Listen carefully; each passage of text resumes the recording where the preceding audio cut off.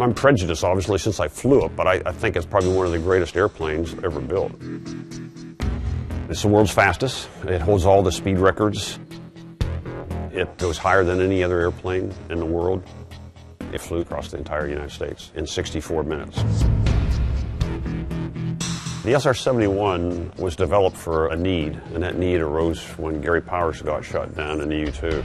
Secret reconnaissance of Russia by high-flying American U-2 jets ended when one was downed deep in Soviet territory. The United States, they were looking for an airplane that would go higher and faster than the U-2 and be totally invulnerable to enemy defenses.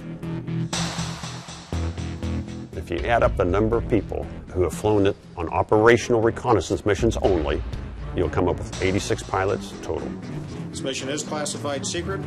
The day before the mission, the primary crew, which is a pilot and a navigator, would meet at mission planning. The mission planners would have all your computer flight plans laid out on a table, and for the next 2-3 hours, you would go through the entire route of flight.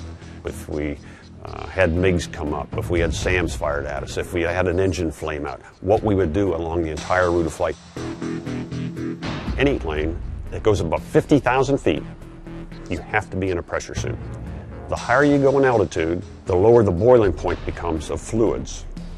Your eyes, your nose, your mouth, and your ears, where there's any kind of moisture whatsoever, that'll be the first place to start boiling real rapidly. So that is why we wear a pressure suit. It saves your life. When the cockpits are all set up and ready for you to go, they give you a thumbs up. You walk up the steps, crawl into the seat, and then from then on, you let the physiological support people who do our pressure suits, they make all the matings to the ejection seat. Your life is in their hands because with the pressure suit on, you cannot see any of these connections whatsoever.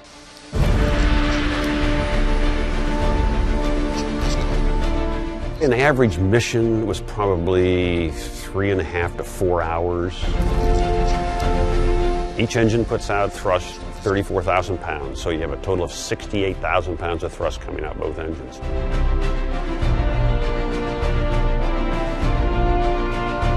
Those pointy things in front of each engine, those are called the spikes. Those spikes retract back into the inlet the faster and faster you go. And what it's doing is capturing the shock wave right at the very pointy tip of it that reaccelerates it at the back. When you're cruising at Mach 3.2, those engines are putting out 20% of the thrust. The inlets are putting out the other 80% of the thrust. The altitude we flew at was anywhere between 70 to 85,000 feet. If you look out one window to the front cockpit to the other side, you can see a very definitive curvature of the Earth, very bright in the day and very dark at night. From about 45 degrees above the horizon, the stars are out in the daytime. And one of the sensors we had was an optical camera, which we called our technical objective cameras. They could get down to a resolution from 80,000 feet to about 3 to 4 inches resolution. We went up to Murmansk and Vladivostok. When we imaged them, they could tell exactly what nuclear subs were there, where the carriers were at each of the ports all the time. This airplane is on the leading edge of stealth technology. The airplane is very smooth underneath. There's no edges or jagged places to get a good radar return from. Black tends to absorb radar rather than bounce it. The paint has very minute particles of iron inside of it, and that tends to absorb and suck up the radar rather than attenuate it back down to the ground.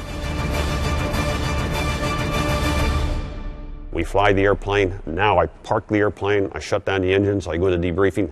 Now our intel folks, they work all through the night getting this image processed and get the intelligence out to the right folks. So there's a lot of people before you fly it, a lot of people working while you're flying it, and then a lot of people after you fly it.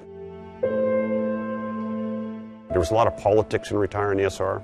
Satellites were getting better. Their photography as well as radar imaging was getting better. The leadership of the Air Force then was not very enamored with an airplane that didn't carry bombs or missiles or guns, and that's why the SR retired. It's sad to see the SRs on the ground when I know they could still be flying and doing a job. There's not many countries today that we couldn't still fly over.